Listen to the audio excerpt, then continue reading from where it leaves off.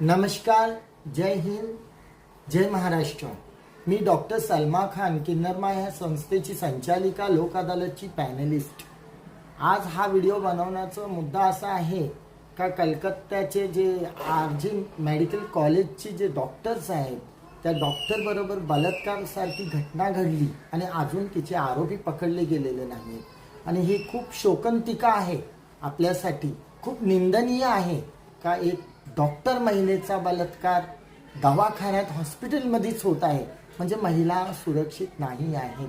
त्यांची सुरक्षा तुम्ही घ्या, त्यांची सुरक्षा तुम्ही लक्ष द्या. आपण रक्षाबंधनला आपल्याला बहिणी सगळ्या राख्या बांधतात, आपण त्यांच्या सुरक्षेची शपथ खातो आणि मग आता आपल्या बहिणी सुरक्षित नाही आहेत तर त्यांना सुरक्षा जास्तीत जास्त द्या. And we want justice for that doctor.